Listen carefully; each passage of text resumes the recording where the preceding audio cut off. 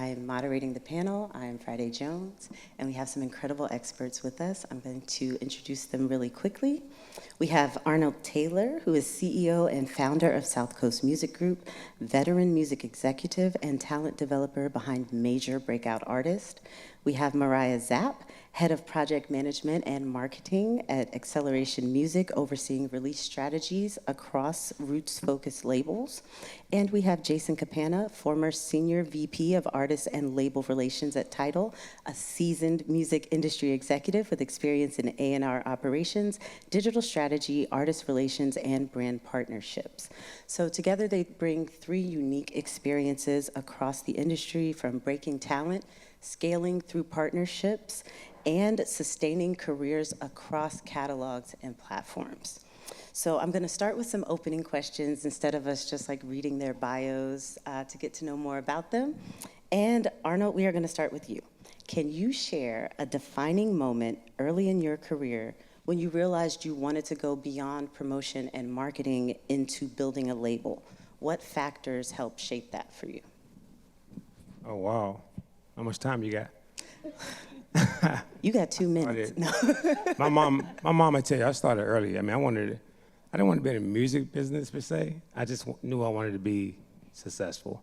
I was 10, 11, 12, like probably even earlier than that. So I think I always had the drive as a kid of wanting to be, a successful person, and I think I just found in the midst of, being mad because somebody will hire me at 14 and this and that, but actually 13, it's just finding what was good for my personality. And what I found in music is just good for my personality. I'm a true Gemini, you know what I mean? So a lot of times I just need that uncertainty of finding something that's never a dull moment, that's always uncertain. A lot of people like security, and I was already, I didn't really believe in security. I believed in something that had to be like not an 8 to 5 and not a normal. So the music business really spoke to my personality. So, and that's when I probably jumped off the porch, I guess. She's like, yeah, okay. Been in I'm ever not going since. to ask everyone's sign, but if you want to share that. You got another Gemini on the stage. So I'm a salute. Pisces. Oh, okay. So we are all connected in some ways. I'm a Virgo, so we got some Mercury going on, some Earth, some water. We could get real deep off in that. We're not going to, I promise. So Mariah, you now lead project management and marketing across multiple labels under Acceleration. What perspective has working across such a diverse catalog given you about what makes artists stand out and sustain a career? I know that it's a recent start, but in your experience. I think it has sort of shown me how important like authenticity is for artists and like being really intentional. I think the artists that I see that find the most success really know who they are. They have a strong sense of self. They have a strong sense of brand. They also know where they want to go, and they're willing to do the work to get there, right? And they understand that each part of the artist career and the cycle should be like a stepping stone to the next phase of their career. I feel like I work a lot with developing artists, and sometimes it takes 8 years to have an artist like finally like break through. And I think the artists that are most successful are willing to put the time in to actually do the work and are intentional about it at the same time. Beautiful. Okay, so intentionality is huge. So for Jason, you have many people in the room who are working in streaming, working with labels, artist relations. What sparked your passion for A&R and label relations in the streaming era? Like, how did you get into that space? I think for me, I started out in the music industry just being a fan, to be honest with you. I was that kid that was, back in the days, they had these things called record stores that you would have to go to actually purchase music.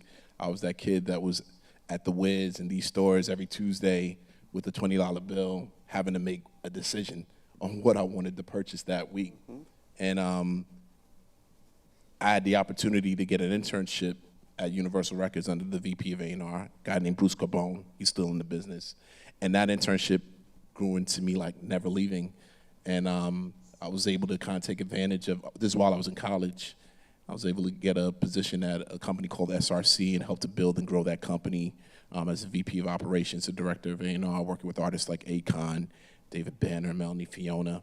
But streaming came into the US, I think around 2010, 11, so when Spotify was already overseas, but Spotify came to the US. I think I might have used it one time and said to myself, it's time to make a change. And that really, that feeling of like, things are gonna change is what kind of sparked my interest into try to get into streaming. It wasn't easy for somebody from the label side to get into streaming back in those days. So by the time I finally got a position at All Def Digital, a company that Russell Simmons and Steve Rifkin started together, and he started a streaming platform called ADD 52 with Samsung. That was my entry point into it, and I just never looked back. And of course, a couple of years later, Jay started Tidal, and I was one part of the first 5 employees that started that company, and just finished a 10-year run with them. So it's really just seeing. I think if you're going to be in this business, whether you're an artist or whether you're an executive, you have to just stay in tune with where it's heading. You got to continue to be a sponge, continue to educate yourself on, where things are going in the business, and figure out where your place is within it. And I think we're at one of those moments right now in the industry. And so, who's to tell what the next 2 to 3, 4, 5 years are going to look like? Yeah. I totally agree with that. I think AI is definitely shifting everything that's happening just in conversations, like how you're experiencing music. Okay, so for each of y'all, this is a rapid fire situation. If you had to name one skill, habit, or relationship that you felt was critical to separating those who make it, what would that be? And whoever comes up with it first can start. I mean, for me, I think I've prided myself on just trying to be somebody who's honest, somebody of integrity. The relationships that I built back when I was at Universal, a lot of those I still have to this day. You can't find anybody over my 20-plus year span in this business that said I did them wrong in any way. Mm-hmm. I think, treating everybody the way that you would want to be treated is something that I think is important, in this business, and it'll help you in times where you need it most. You know what I mean? When you're able to call on those relationships that you've tried to build and nurture over the years. So integrity.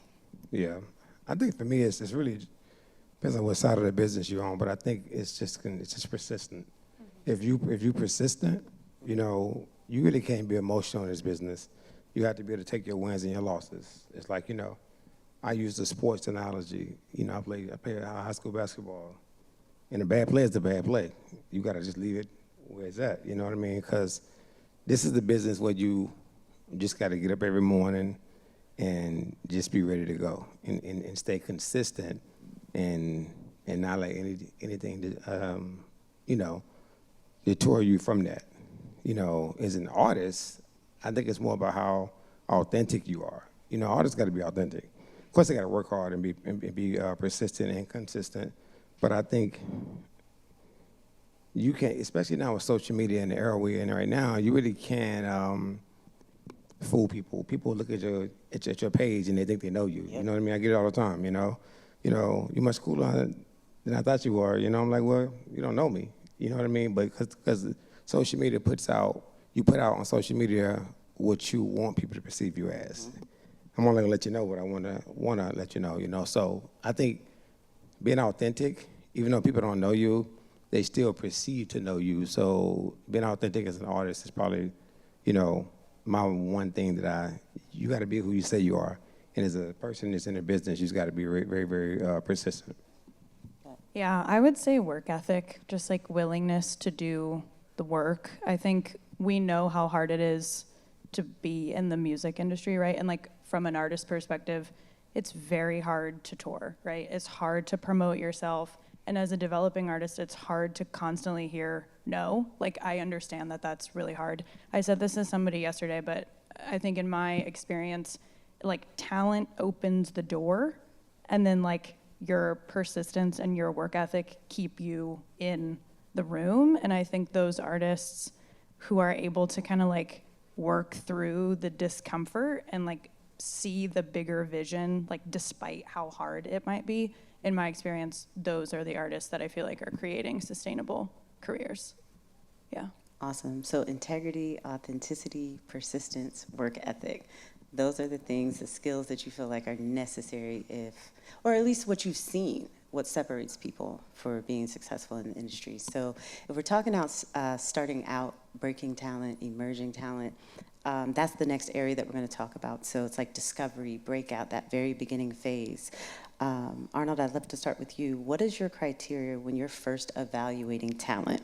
And what mistakes do new artists or managers commonly make during that stage? We make a lot of mistakes. The whole business is it's not really a mistake. It's how would I have done that better? You know what I mean? Because in this business, you can win off of a mistake. A mistake that's posting a song that wasn't supposed to be the single, that can go viral. You know what I mean? So now I think it's more mistakes than it is, what do you call it? Strategy, But I think for me, I started with Timbaland, so, and Black Crown with the Later Live, so for me, I learned how to be around a real producer, you know what I mean? And not just an urban producer, a producer that can do Fergie, Nelly Furtado, Missy Elliott, and then go do some hood stuff. Probably could do Gucci Man. You know what I mean? So I think that a lot of producers, a lot of beat makers are, claiming to be producers. And that's not a shot. But for me, I like to develop artists, so I don't go away from that. I never really signed somebody who was already like, one single or really was moving at a way where they skipped the steps. So I think, if you're going to develop, you got to be able to strip it down. I'm signing artists with 1,000 followers. I'm not really chasing the viral moment, because I feel like that's not what I bring to the table. Nothing wrong with it. Every label got their own formula. But my formula is it's almost becoming extinct because I'll come in there and be like, I'm gonna sign the biggest artist, but it's gonna probably be 3 or 4 years before I do it, Right. Everybody want it right now, so, but the 1, 2, 3 artists that I'm signing is probably gonna be bigger than the 15 artists that you sign, but it's not everyday money and it's not looking excited until that one person. And for me, it's drooling. I wish I wasn't like this. You know what I mean? I wish I would take the easy route, but the easy route never worked for me. So, I like to develop artists and create superstars. Otherwise, I just think that it's more dangerous for me to play with your career and you have one song. I knew you really wasn't built to be an artist, and now I really put you in a worse situation because I'm married to you now, and you can't create anything else. You know what I mean? Yeah. So, and I never met an artist that I haven't met their parents. All my artists' parents, I meet their parents. I'm old school, so for me, I just think that goes into the development. I got to get to know you, but it also takes me a while to sign you. So, I don't focus on the mistakes. I just focus on because this is a business where you're learning. I'm 30 years in the game now. I started this business when I was 18. So I think that this is a business where you just gotta never get jaded. The minute I can't relate to it no more, I'm just gonna retire. You know what I mean? Yeah. So I think that you can't get jaded. So there's no such thing as a mistake. I'll try something that I'm not sure about just to see if it's gonna work and spend the money or spend the time just to be like, okay, I needed to see for myself that it didn't work. So it wasn't a mistake. It's just I just needed to do it myself. You know what I mean? Yeah. So that's just my philosophy. No, I think that makes a lot of sense. I love that you were meeting artists' parents. That's so crazy. It's like, yes, I want to know who you are. Because I think at the end of the day, a lot of people may forget that it's a music industry, but it's your work environment. You want to work with people that you enjoy being around, just like any other job. So it's like, what is the stock of a person? What's the stock of an artist? No, and I'll say this. I mean, I'm super close to my kids. I have 3 kids, 23, 19, and 3. I started over again. Don't judge me, guys. But at the end of the day, it's like nobody can talk to my kids without me. You know what I mean? So if I'm signing 18, 19, 20-year-olds, I got to go talk to your mom and your, whoever's the parent, Because I feel like that's just a respect thing. You know what I mean? So that's just why I do it. Nice. Mariah, since you manage release strategies across Roots labels, what's the balance between honoring tradition and making artists competitive in today's market? So how do you help break an artist while still remaining true to their sound? And that may be from, again, more from a project management perspective, but how does that work? Yeah, totally. I think roots music, so the genres that I primarily work in are folk, bluegrass, blues, and Americana. So I think folk music and bluegrass and just roots music in general, I think it's inherently tradition driven. I feel like audiences and fans really value authenticity, but then storytelling, and then like the overall craft, right? Like musicianship is very sort of like front and center in those genres. And so for us, and in my experience, like I think we're less focused on like breaking people and bands like first into the mainstream, and we focus in our genre lane first. Like I feel like we focus there first, and then once we've sort of built up to a place where it's more sustainable, then we are trying to break into the mainstream. I mean, I think we do a really good job at, it's not like we are trying to like shape shift an artist and force them to fit into the marketplace. I think instead we're really intentional with trying to make space for artists in the marketplace to show up exactly as they are, right? Like I don't want people to feel like they have to change their sound, they have to change their look to like be competitive. And so what we try to do is we try to understand an artist's vision, goals, and expectations, and then we will cater our strategy to make sure that the artist feels represented, right? So like I would never tell a bluegrass artist, like, you really should post like, you know, a viral TikTok dance on like that is not who they are. Right. But what we might suggest is, because musicianship in craft is such an important part of your story, maybe we should have somebody out on the road every night capturing like really high quality live content, and that's what we're posting, because that feels more authentic than like trying to capture a viral moment, and it just feels fake. So I think we're like a slow burn, I would say. Like we're investing a lot in the foundation, understanding that like it might take 3 records before we kind of get to that place, but I think we're committed to putting the work in. So it's a slow burn. Slow burn. Yeah. Okay, that makes a lot of sense. Because it still allows for people to, it goes back kind of again to what Arnold was saying about authenticity and just the importance of being true to who you are, and how that scales naturally, or at least scales in a way that's sustainable.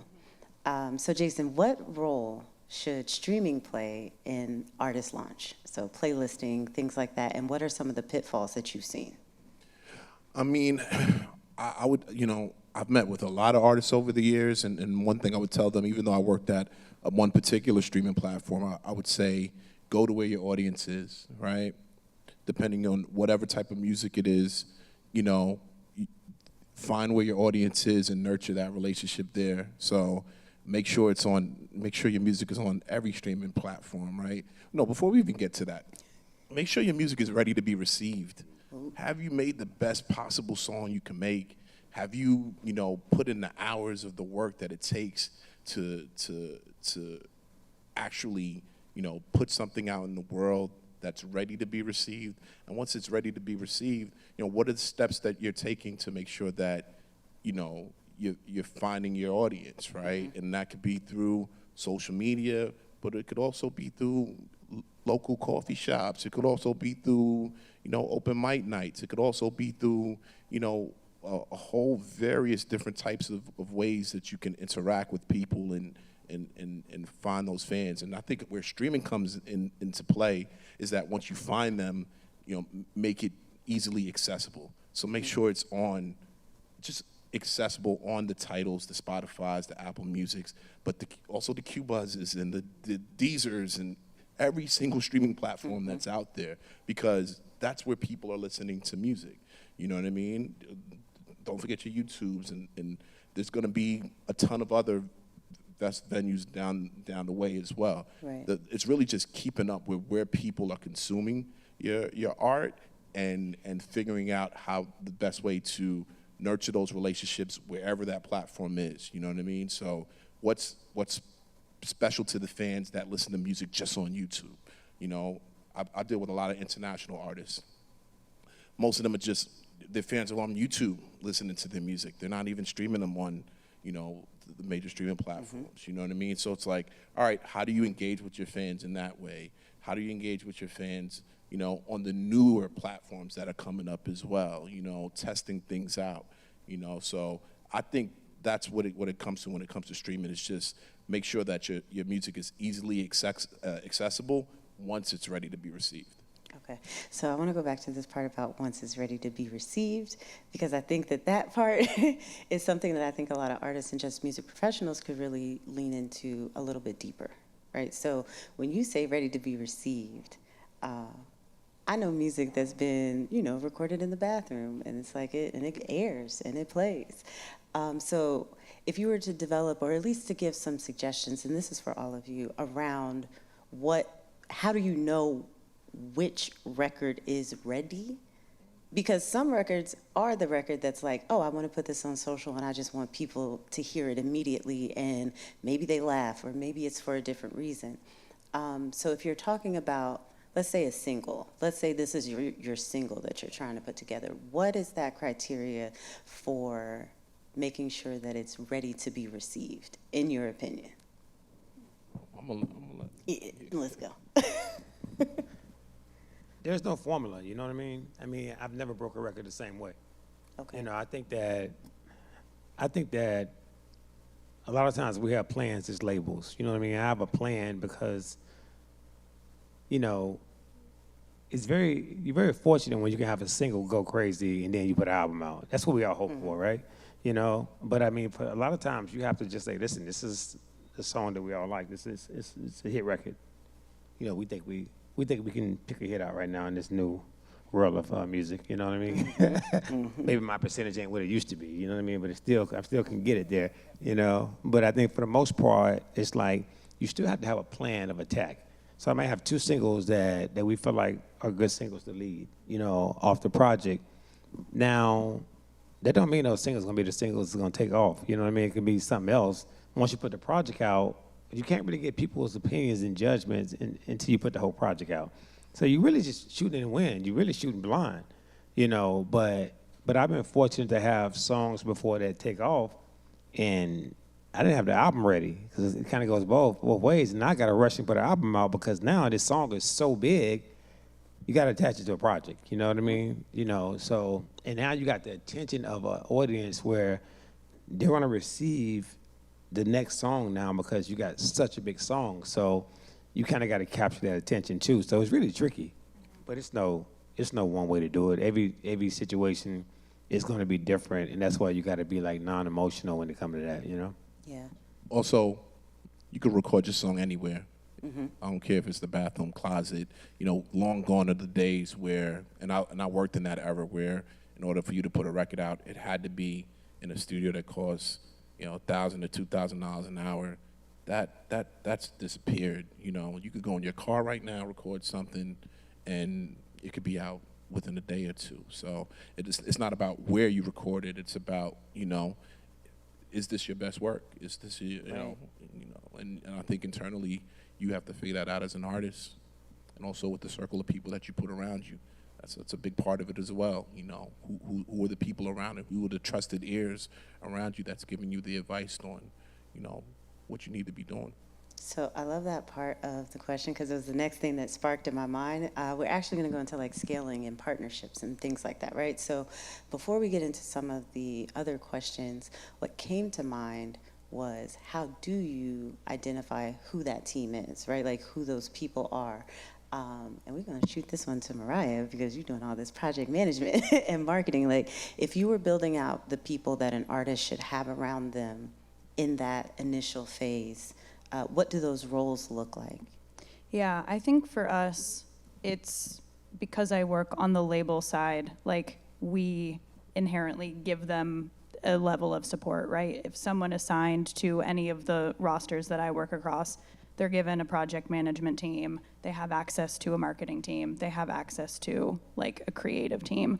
I think external team members, so like looking outside of the label, For me, I think like a manager has a lot of importance and value because I think sometimes the artist, it's like they have too many jobs to do, right? Like I need them to make the best record, single, whatever possible, and instead they're being bogged down by like administrative tasks. And so I feel like usually I see artists will bring a manager on first, and I think it like lifts that workload off of them so they can focus on the actual art. I also think these days, like, booking agents are really important in my realm. I feel like my rosters are like everybody is constantly touring and we need to be pitching for support slots and all of that stuff. I will say, like, we are very mindful of it has to be the right fit, right? So, like, I wouldn't just have an artist sign with a manager and it didn't feel right. Like, we kind of, like, interview and, for lack of a better term, like date around, right? Like it's like, do you understand this project? Do you understand this artist? Like it needs to be, someone said this on the last panel, but like your team is your coworkers, right? If it doesn't feel like that, then like you're better off doing it alone, I think, than having somebody who doesn't really match your vibe or your vision. So, yeah. Awesome. Arnold, so specifically as someone who's built a label, you have tons of executive experience in the industry. So when do you decide to bring in those outside partners, whether that's like distributors, majors, versus like retaining control? At what point do you realize, okay, we need more people? I'm a little bit different, you know. I told you guys I was a Gemini, right? So I don't know how to do the easy stuff, you know. So for me, it's like, even take Baby. I signed Baby almost 9 years ago, you know. And I think when people start talking about, you know, oh, you wrote 4 or 5 years ago, I'm like, man, I was 4 or 5 years into this thing already, you know what I mean? So even with 2CD, even with certain artists that I've worked with, even before that when I worked at the label, you know, I think that for me, people don't see nothing but the success. You know what I mean? Nobody don't see the groundwork, you know, but I mean, I don't really want to bring a partner in. I'm not the let's go to the label guy, let's go to the partner guy. I really want to be independent. You know, like me, I still have an independent label, and I've just done deals with partners, with Interscope, with Capitol, you know, with my friends, you know, and I worked at Interscope, so I knew everybody over there. And that deal that I did with Baby was, it wasn't about the music. I know how to make you a star when it comes to music, but I feel like he had just using him as an example, he had a little bit more to offer than just music. You know, I wanted to get him to act in the whole nine. So, you know, I know Berman because I worked at Interscope. He did Get Rich or Die Trying. He was really big in the TV and film world. You know what I mean? They was really big into the, you know, with Jimmy Iovine, the collaboration, cross-marketing world with Dr. Dre and Beats. So to me, I try to pick the label that's going to be the best for the artist. You know what I mean? That's the partner I need. You can do stuff that I can't do, you know, because if I feel like then your strong points is my strong points, I'm probably not going to partner and give you 50% of my money. You know what I mean? You know, because everybody want to sign the artist when they blow up, but you've done all the heavy lifting. So, you know, and I think it's different. You know, JV is great, and I'll do it all over again. But now I think the percentages have changed, and I've always been in a situation where I want to take all the risks myself first. Most people don't think like that. They're ready to go to a label, ready to try to get a deal. But I feel like when I go start negotiating a partnership or JV, I've already took all the risks, and I know I got something now, you know, because I don't really like to play with people's money and time, you know. So, and I know at that point, I'll probably taking it as far as I can take it, too. You know, so I need somebody to come in and help me and do the Jimmy Kimmels and do the TV looks and the certain bigger looks that I can't do. Maybe do the different touring. So, you know, you can't have an ego when it comes to that. You know, so but each situation is different. Every situation ain't that though. You know, some situations I'm like, this kid is independent, and he don't really have that mainstream, you know, the way he can really go and be at a corporate label. You might as well keep him independent. Right. You know, so you got to kind of know who your artist is. Yeah. You know, I kind of know every situation to me is done different. So I appreciate that. I feel like, okay, so the next section is legacy and longevity, and then we're about to get into the Q&A. So what I wanted to do was really tee this up for Jason. I know you're passionate about advocating for personal finance and fiscal responsibility. So what suggestions do you have for managing finances as an indie artist or as a label, and how does this help in building a legacy and building sustainability? Well, first and foremost, I'm not a financial advisor. Correct. But I think this is a conversation that's missing when it comes to entertainment, no matter what side of the field that you're on, whether you're on the label side, whether you're on the streaming side, or whether you're the creative. I think when it comes to, personal finance, it's something that you kind of, a lot of people in our business kind of learn it by making mistakes. And I feel like, there's some information that just needs to be passed down that's just not passed down naturally, especially when you're taking talent and giving them hundreds of thousands, sometimes millions of dollars, and they have absolutely no idea how to manage it, or if you're taking an executive and giving them $100,000 salary and they don't know how to manage it as well. So, my take on it is seek out information, however you may do that, whether it is sitting down with a financial advisor, whether it is searching YouTube, but the thing is just to start doing it. One thing about being in this business, I used to say this to people all the time, I've been in this business 25 years. I've never been to a retirement party yet. I've never, you know what I'm saying? So since I've never been to a retirement party, it says to me like, all right, I have to prepare myself for retirement. Yes. Right? And how do I do that? How do I go about doing that? And the way I've learned is just simply asking people that I trust, speaking to people that I trust. If you're working at a job and it doesn't have a 401k, you can create your own 401k. It's called an IRA. You could go to your local bank and create one, and that can be your retirement fund. I think some of the best advice that I've been given to myself is treat yourself like a bill, right? And when I say treat yourself like a bill, every 30 days, I don't think there's no one in this room that doesn't have some bill that's due every 30 days, right? And you make sure that bill is paid on time to the best of your ability. Well, put yourself in that category as well, and that starts with taking a percentage of whatever income that comes in that month and paying it to yourself through some type of savings account, hopefully a high yield interest account, look into that please, or a retirement account, treating yourself like the bill. So 5 to 20% of everything that comes into my hands gets carved out and put into a savings account that's going to pay my future self. It's not a savings account for, Yes. Okay. For the term. No. It's for my future self. So, I think it's just something that just needs to be spoken about a lot more in our business. And I think the unfortunate thing is, like, we all know the stories of artists going broke. But it happens on the other side of the business as well, and it's something that shouldn't happen when there's so much that goes through the hands of not only the artists, but especially the companies that put them out. Like, everyone should be armed with the information that they need to secure themselves financially. Awesome. I really appreciate y'all. So, okay, before we get into the Q&A, I want to ask y'all just real quick. We're going to do a little poll. So raise your hand if you are a music artist. Okay, most of the people in here. Okay, put your hands down. Raise your hand if you're an emerging artist. So that means less than 10 years in either as an artist or a professional who's emerging. Okay, fewer emerging folks. And then raise your hand if you're based in Charlotte. Okay, so we got a lot of music artists based in Charlotte who are fairly established. So who has questions? There's a mic around here somewhere.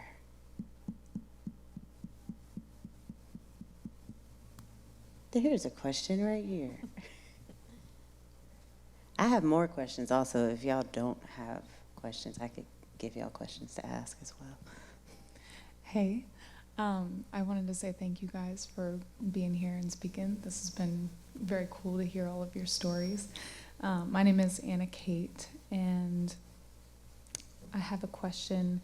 If you have seen people make the transition from being an individual contributor in one industry to an artist, an individual contributor in the music industry, what challenges has that come with?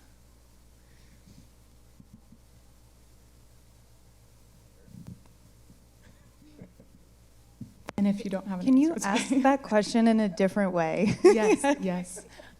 So artists who don't have any experience in the music industry, say they're coming from being a secretary in just a totally different business sector, and they're coming in, say maybe they've gotten signed. What challenges do they face compared to artists who have been in the industry maybe their whole life? I think every creative is coming from something, right? I don't think everyone is born a star. Like, there's an artist out there, she's super dope, Amber Grimes, right? No, Amber. Were you there when she was interning at Rock? There was an artist that interned at Rock back in the days who's an artist now, but she started out as an intern. I think everyone starts from someplace, and I think what you're getting at is when you transition from being a secretary to being an artist, or for myself, an intern to being an executive. I think it's being brave enough to know what you don't know and seeking out that information that you don't know. And I think everyone is in that position at some point in time. You didn't always have a successful company. You know what I mean? There was information that you had to seek out on your own, you know? And I think everyone in this room started from someplace or has started from someplace.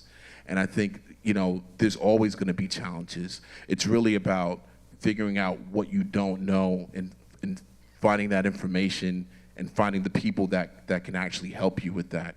A great tool is LinkedIn, personally. I think even if you're an executive, if you're an artist, you know, LinkedIn has a feature that allows you to sign up for a premium account with a premium for free for 30 days. With that premium account, you can email 15 people that you're not connected to. You know what I mean? You can seek out whatever that information may be. If you're speaking to them from the perspective of an artist or somebody who's starting a business, find those people that you think can help you, and you know, respectfully, you know, approach them with the questions that you may have. You'd be surprised how many people will be willing to answer you back. Yeah. Thank you. I'm gonna add something to that too, real quick. I mean, you at a conference right now is actually a good start. You know what I mean? A lot of people, you know, you've already started off in a great situation by coming here and just being educated and learning. A lot of people don't do that, you know. But I will share this though. When I was signing major artists at a record label, when I worked at the label as A&R and, you know, for Epic, and I knew nothing about publishing. I was signing a major artists, and when I started my label, I knew nothing about publishing because I wasn't involved in that conversation. So I researched a lawyer, a great lawyer who, Rick Joseph, who I still have to this day, who came from the pub world. Because a lot of lawyers don't even know that much about pub, believe it or not. You'd be surprised. So, you know, I knew my weaknesses, and he's taught me a lot just by working with me about publishing. So I needed to be versed. If I have a label, I need to know everything I needed to know. So, you know, nobody knows everything coming in the door. I also think artists, even if you've been an artist forever, like, there are things that they are still learning too, right? We signed an artist and she had only had regional tour experience, right? So like only toured in like 4 states regionally. And when we signed her, she got a big opening slot for a much larger band, and it was the first time that she had like been in a van touring. And I remember she was like, I don't know how to do this, but she is somebody who had like a very long career, a sustainable career doing what she did locally. And yeah, she had never had to figure out like how much money to budget to gas up a Sprinter van, right? Like, it's like, I don't know, I think I'm still learning how to do my job, and I have worked in this business for 13 years, so I don't know. We're always learning, and there's so many different resources out there, especially now, that weren't easily accessible back in the days. There's one particular book, I think it's called Everything You Need to Learn About the Music Industry or Music Business, that it's redone like every couple of years or so. That's a book you should definitely have, no matter what side of the business that you're on. There's so many different newsletters, websites. Subscribe to all of them. Yeah. And you know, one headline might stick out to you, and you know, before you know it, you begin to not only know the information, but you begin to know the names behind them, Why do I keep seeing this name pop up? Who's this person? And you'll do that. You know, you'll start going down wormholes. You know what I mean? So don't be discouraged. Don't be discouraged. Yeah. That book is by Donald Passman. It's great. And also look for the one by Ari Herstand. Two good compliments. So thank you guys so much for being on this panel and giving your time and sharing your expertise. So I have a question about maybe for Arnold and Mariah. I don't know, Jason too. I don't want to leave you out. But so say an artist that you are working with, managing, comes to you and is like, hey, I want to try something different. You know, easy example would be Andre 3000. It's like, hey, I want to make a 45-minute record that's all flute, right? And he's more established, but how do you handle that situation? Because what I've heard over and over is like, hey, you got to be authentic, be true to yourself. If an artist is like, hey, myself is telling me I've got to try something new, and then Mariah, how do you market that? You know, when somebody is like, all right, I'm going to come out with this totally new sounding thing. You know, do you push back? Do you support? Do you like try to find new audiences to market to? Like, how do you handle that? We're usually always down. Like I will say, because I've worked in the independent music community my entire career, I feel like we're a little bit more willing to take risks. I think the biggest thing for us is understanding if we're gonna do something totally unique and kind of out of left field, understanding expectations at the top, right? And making sure that that conversation is very clear and transparent, right? Like, this is a risk. We might not have the kind of budget that we did before, but like being open about that at the top, I think is important. We have like an entire marketing team that is like itching to do like cool ideas like this. And so every time we've had sort of like, again, something left of center come, I feel like that's actually what people get excited about if it's something that feels like super new and unique. But yeah, usually when people come and approach us, we're always like, let's figure out how to do it. And it might mean a longer lead time, right? It might mean, oh, we actually need more time to understand if it's a genre we've never worked in, or if it like, I've worked on projects before where it has a book component, right? And like, I don't work in publishing, so that is a knowledge gap, right? So it might mean a longer lead time, but as long as I think you're being upfront about expectations and kind of what we're gonna do to make it come to life, I don't know. I would love a flute. I would love if one of my artists did a flute album. Bring it on. I'll give you an example. I mean, that's like fear, you know what I mean? You gotta be fearless. But I think that, you know, an artist should show growth.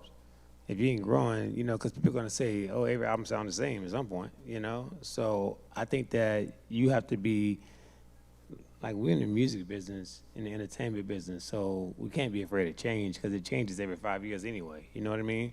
Now probably even sooner. So I had this happen before where, you know, Baby wanted to put out a project dedicated to his late brother who, you know, passed away. And, you know, the label was not happy about it, you know? And this, you know, we already past Rockstar. We're 100 million in here, you know what I mean? So I'm like, I don't care what this guy want to put out. He's going to put it out, you know what I mean? You know, so, but I also knew this wasn't time. First of all, I care about my artists, and this wasn't time to be CEO. This was time to be a friend, you know what I mean? Mm-hmm. So, but I'm in business, so I still had to go to the president of Interscope, and that's where the respect comes in, and tell them, listen, man, this one ain't gonna count. You know, it's contract, but you know, you can single it, mixtape, whatever, but it's important to him. You know what I mean? So a lot of artists do that. They do certain albums that they're just in a space where you gotta just let them be in that space. You know what I mean? Even if you don't understand what's going on. So I knew what it was, but you mentioned Andre 3000, one of my favorite artists, probably my favorite artist. But I think that you have to understand that they're going to evolve. They're going to get married. They're going to have kids. They're going to change. They're going to get older. They may go, you know, find Christianity and go do a gospel album. You have to be ready for whatever comes. You know, I got Tusi playing football right now. You know what I mean? And getting real NIL deals.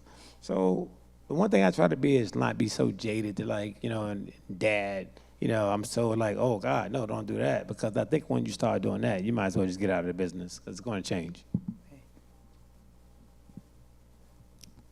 Joseph? Hey everybody, thanks for coming and speaking, given your expertise here. My name is Joseph Kisol. I'm a musician, singer-songwriter. So I think I'm at a position, and maybe some folks can relate, where I've put out like maybe 22 songs over the past couple years, and like some of them I love, some of them I'm like, oh, it could be better. And it's like when I'm taking a couple years to not put out so much music and I want to get back into it, I'm like, what do I do with all that music? Do I leave it out there? Do I clean it from the internet? Do I keep some of it, re-release it? If I want to change my name at this point, nobody really knows me outside of Charlotte. So that's kind of where I'm at. Like, you're an emerging artist, you think you want to try something new, you want to put out better stuff, and now you're like, what do I do with the trail of things I've left behind? I mean, I've seen this work a few different ways. Thank you. I've seen the artists that, you know, they want to wipe their entire page and start off fresh. But I've also seen the artists that, you know, make a change in direction in the music that they produce, and, you know, they don't mind their fans going down the wormhole and discovering some of the stuff that they were doing when they were trying things out. I think it really is a personal decision. You know, it's really completely up to you on whether or not you're comfortable with your old music being out there for people to discover, or whether you want to start from fresh, you know? Same thing with changing your name. You know, it's a personal decision. You know, there used to be a point in time where, you know, you didn't want the streams from old records to affect I think that's all bullshit, to be honest with you, man. It's like, do whatever you want to do as an artist. As long as your fans are riding with you, then that's the direction you need to be concerned about, not necessarily how, you know, this song that didn't stream as well will affect this other song. That's just my personal opinion. I think that these are great answers. Thank you all so much, first of all. I would like, if any places to follow you, connect with you, if y'all want to share those with the audience, please feel free to do that. Yeah, I'm at Jason Kpana everywhere. Jason, K like Kate, P like Paul, A like Apple, N like Nancy, A like Apple, Instagram, LinkedIn, everywhere. I'm trying to remember my Instagram handle. MC Zap. That's me on social media, and I'm on LinkedIn as well, and happy to connect. Yeah, for me, I have personal, Arnold L. Taylor, the L's in the middle. And it's South Coast Music Group is at South Coast Music Group for the label. We have a website, the whole nine, it's all South Coast. Awesome. Okay, so the next panel is at 4:30, discussing the Indie Playbook. The Confluence Networking event is at 5:30. Thank you to the Confluence team, and thank you to this incredible panel for joining. Can y'all please give a round of applause for this information, for this knowledge here today? Thank you, Friday. Yeah, thanks, Great Friday. job. Thank you, everybody. Yeah, I appreciate Thanks it. for having us. Grateful to hold space. Thanks again, another round of applause. I do want to say, please stick around for the 4:30. Jason and Joel Jordan have cooked up something special. They're recording this for their podcast, Music Twindustry. They are twins, get it? But it's going to be an awesome time, so stick around for that. Come up close. We're going to have a lot of fun at 4:30. Until then, you know what to do.